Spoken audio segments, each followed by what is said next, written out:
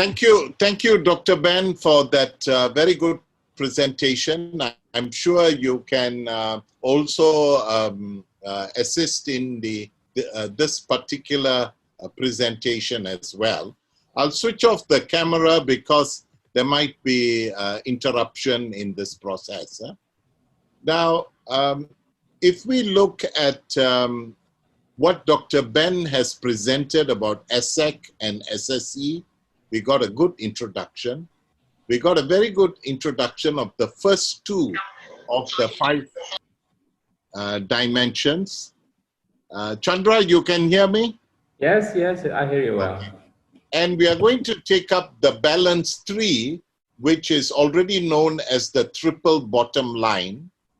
I'm trying to do this slightly differently by looking at applying them in a more direct way to organization, to individual, and to community, because I feel we need to internalize and it must be embedded into the life of the organization, the players in this context. And it's also important to recognize that in the 5 dimensions, we might be strong at 1 or 2, but weak in 1 or 2 others. But we need to look at it as a journey. And so from principles and concepts, I also like to illustrate it with one case study. Ben made reference to it, but I will bring it back again. And to then draw some of these points. Next, Chandra. Okay, we are looking at profits, which is the economic performance or income generating or financial viability. We are looking at people, which is the social development, social capital, social dimension. And we are also looking at planet, a commitment to environmental themes, which is linked to sustainability, whether it's energy, whether it's carbon, whether it's biodiversity, the overall commitment to these 3 dimensions, and how an SSE community-based or solidarity-based or collective action tries to reflect this in their organization, in the practice, in their impact in the local community. Next. Now, this is a simple philosophy taken from one of the ASEC documents where it's to conduct business in a way that it does not exploit people. Because Ben already illustrated that the neo-capitalist, the neoliberal, the very profit-driven is at the exploitation of people like migrant workers, women, informal sector, the bottom 40%, labor is exploited. To conduct business in a way that it does not exploit people, a business that protects the environment for the future generation, and there is a distribution of profits fairly to all stakeholders, not just to investors or shareholders, but to all stakeholders. Next. Now, if we look at economic sustainability dimension, SSE project and initiative must be financially viable and sustainable. This is the business venture. It is not grant dependent.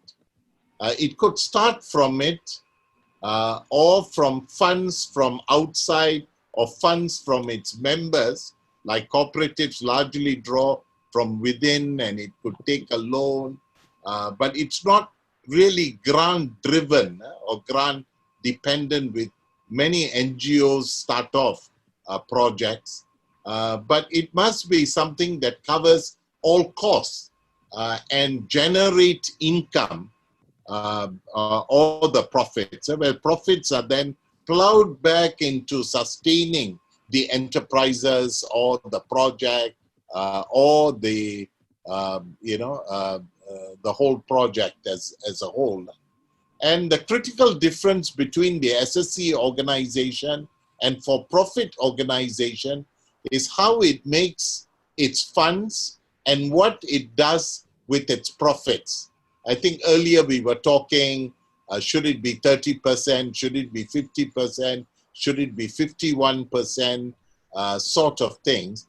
But how that profit is made, through what means, and what are the profits used for, would become the indicator of to what extent they are complying to SSE.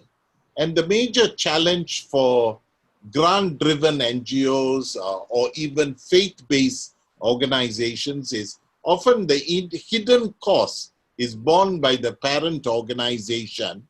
And so it takes a charity model as opposed to be a viable business where there is a creation of wealth, including incomes. Next. So if we look at this and it applies to the organization or the project or the enterprise, there is definitely economic viability that can generate income. The business plan is crucial. It pays all the bills via the funds generated, whether it's rental, raw materials, production, marketing, staff salary, rentals, repay the loans or investments taken as startups. There must be transparency and accountability. Ben highlighted the good governance principles to this. So the organization has a set of criteria that it can measure. I've added on the individual dimension because sometimes within, let's say, a cooperative or a group, the individuals involved don't embed the values and the principles which Ben highlighted before. So whether they receive fair payment to the labor, whether the investment sort of team, personal responsibility of shouldering along with partners in the enterprise, there is frugality or simplicity in enhancing financial sustainability. So it's not lavish, it's not taking a kind of showy approach, but it takes on simplicity for sustainability. And it also enhances the worth of labor, that it's not just the top who would get it, but every labor at every level. And there is dignity to the person through the work. And this, the individual person in this organization or the economic project would experience and feel so. Next. So if you move on in economic sustainability to the community level, there needs to be a review to chart out how this enterprise in a particular neighborhood or local community is impacting the well-being of that community. And this is where our profits being plowed back into the local community to support community-based activities. It enhances the local economy. That's the third point, fostering local economy, enhancing entrepreneurship, enterprise culture. It's working towards eliminating unjust economic practices, because you do not want, like how microcredit empowers one group of people, but that group ends up actually very exploitive in the way they recruit and employ others. So they work towards eliminating unjust economic practices and ensure economic justice agenda, because then the value that Ben highlighted earlier is operational in the economic sustainability as well. That's coming from the economic sustainability angle. More can be said, more can be illustrated as indicators, and you can measure some of these. Next. So if you take the social dimension, development dimension, at the heart of all economic development is the person or the people. So the measurement is not just by wealth in terms of assets or accumulation of cash or bank balance. It's actually the well-being of the person or the people. So investing into the lives of the people and enhancing their social capital would become a key development agenda, ensuring self-worth of everyone in the collective enterprise. And I think this is where adult learning, especially in the rural setting or the informal setting of community learning centers, building capabilities of the person, moving them, even if they are lowly educated, into digital economy, e-commerce, and Ben's point of linking producers to consumers through digital forms and so forth. And we have seen so many examples in many parts of the world where rural, not highly educated people have jumped start and moved into IT and digital through, smartphones and other apps that have been created. It's also in investing in children, youth, and women, and gender is a key component. Ben highlighted the work of HomeNet, and this social dimension strengthens participatory process, people's direct involvement, not just in the business, but they lead on into the community.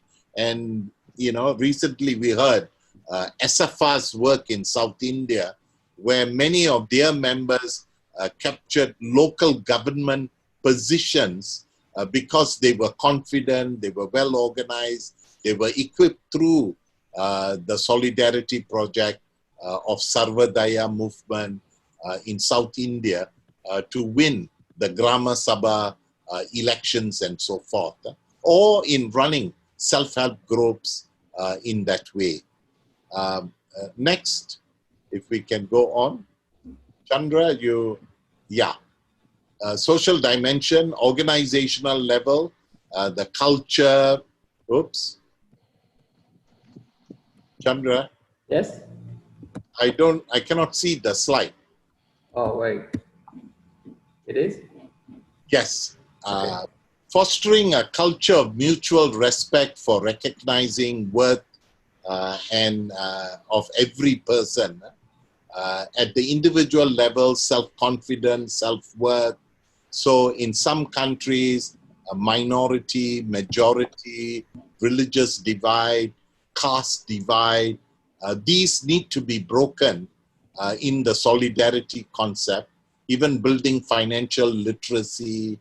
I mentioned about capabilities at digital literacy and so forth. Next. At the community level, impacting the local community, social dimension, which includes improving quality of life, which includes other indicators, health, welfare, education, and so forth. We will take this up next week when we look at SSE and SDG. But the quality of life of the people through job creation, through also public advocacy, networking with the local government to improve delivery, they feel confident to take up this process. So from economic, social, and finally, next, Chandra, to move into the environmental dimension, there is much neglect in this area at the organizational and enterprise level, except if you are directly involved in ecotourism or forest-based or organic-based or in environmental related projects of forest or oceans or sea, river, and so forth.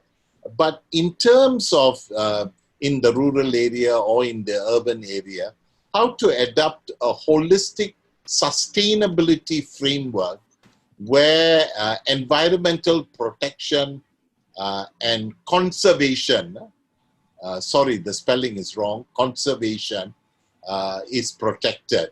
So it's adapting, for example, in agricultural approaches to much more into friendly land use, to organic, rather than using other forms that destroy soil, protection of the forest, biodiversity, animals, and so forth, forest, community forestry, and advocacy for the rights of indigenous people, for access, guardianship, even community ownership, stewardship, trustee principles. These have been highlighted. So taking an environmental dimension, even if you are in a community project that might not have some of these concerns directly, so how can we also adapt them? And let me give you some examples for an organization. Next.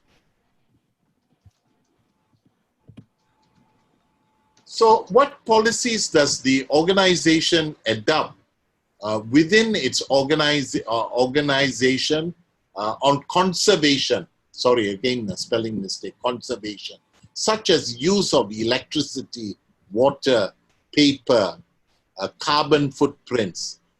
So are we recycling them? Now, how do we manage waste in the office, in the organization?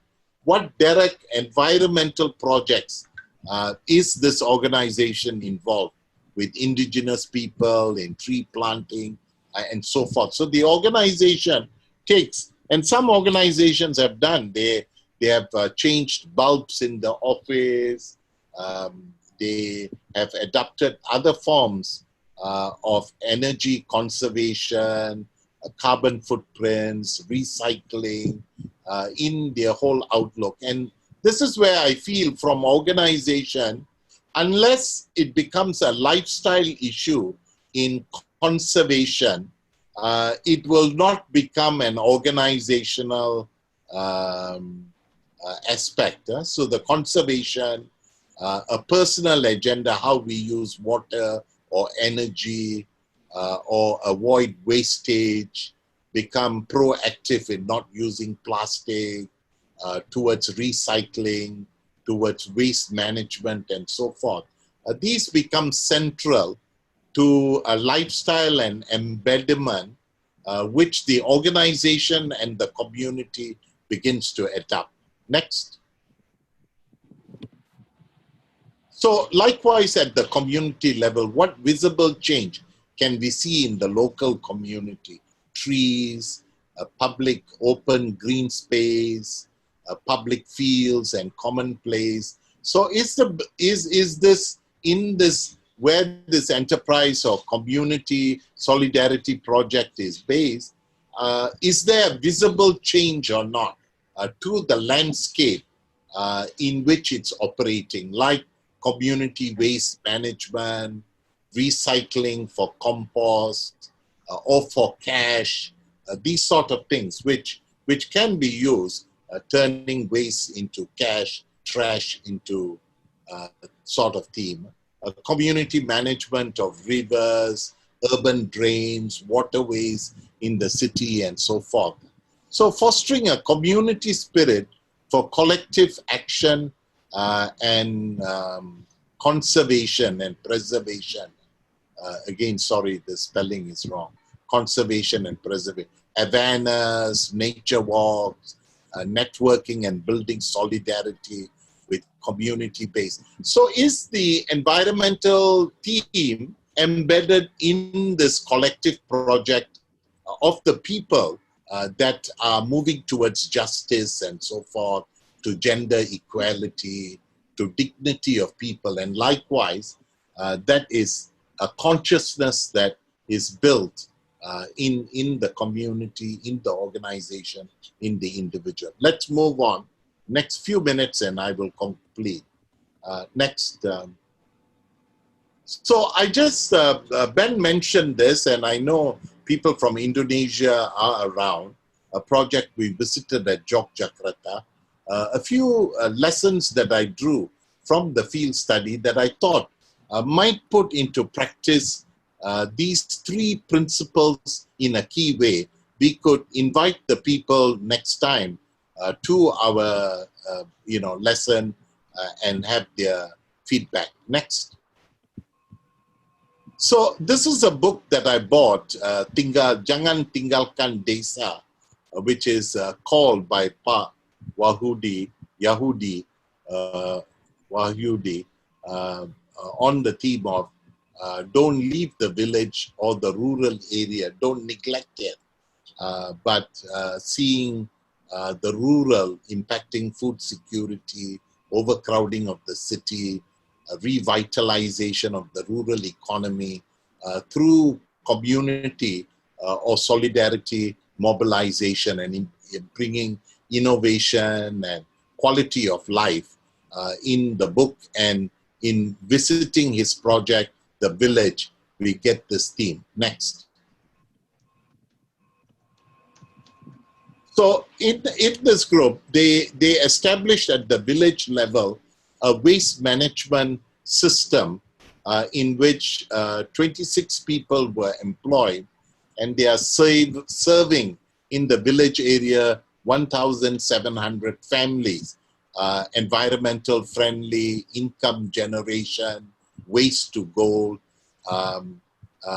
providing employment to the village people so they don't need to go for low-paying jobs in the city, providing dignity to work, not as garbage collectors, but as recycling and pro-environmental workers. Because when we visited, they had uniform and they had dignity to what they were doing. It was recapturing garbage collection as pro-environmental workers in recycling and sale, generating income through waste. That's one project that we saw that links to the theme of community, to the theme of environment, to sustainability and so forth. Next. Also in terms of using traditional knowledge of traditional medicine to manufacture it, to bottle it, taking their traditional knowledge from herbs and other forms with good packaging and so forth in sort of generating at the village level income generating project that the village is involved. Next. Yeah, this is the community restaurant, as Ben highlighted, biggest of their project. More than 48 people are employed. They have over 500 customers. It's a family-oriented restaurant with a lot of local delicacies cooked.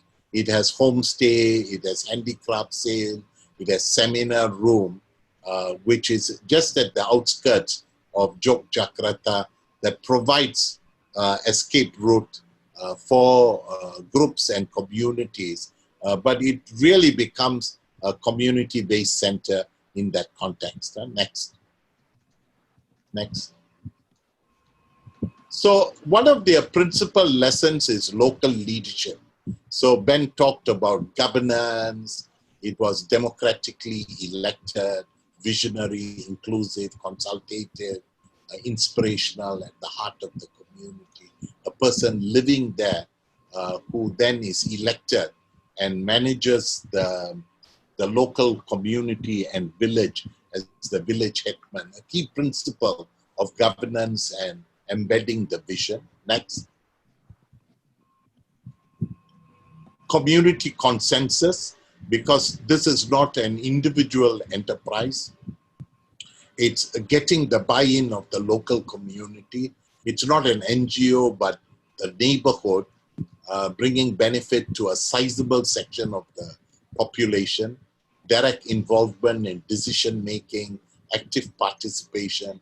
These are the workers in the restaurant among the 48 or 50 who are working because it's a community-based, community-owned, profit-sharing project. Next. They also have management staff, capable, compassionate, team builder. Nurul that Ben mentioned earlier is an example there. Next.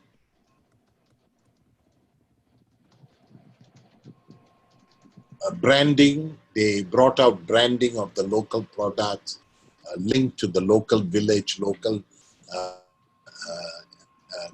economy, and environmental friendly in what they were promoting. Next.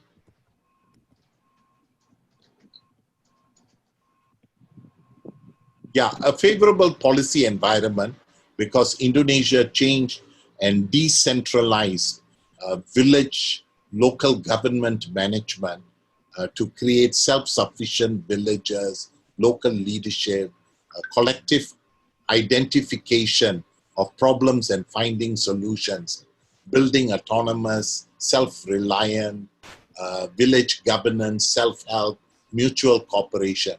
This became a policy that the government adopted decentralization, but it brought the bottom-up approach for leadership and development. So policy framework is also important and the context. Okay, next, and I will end with these.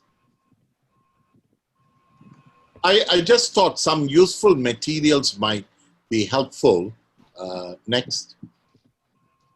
This is a book done by Ben some time ago, what was published in 2012, but it's a collection of the discussion on sowing the seeds for solidarity economy based on a Manila gathering in 2007. But it captures the emerging alternative Asian models. It might be something worth looking at. Next.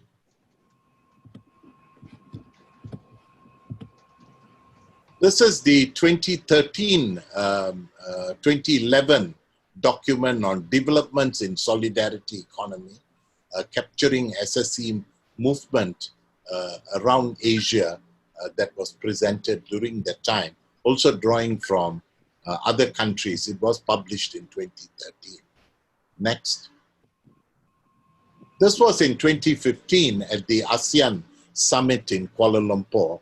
It was a call to impact ASEAN policy on one community using the ASEAN model put together by Dr. Ben, Datuk Shaifuddin, and myself at that time that it was published. Next.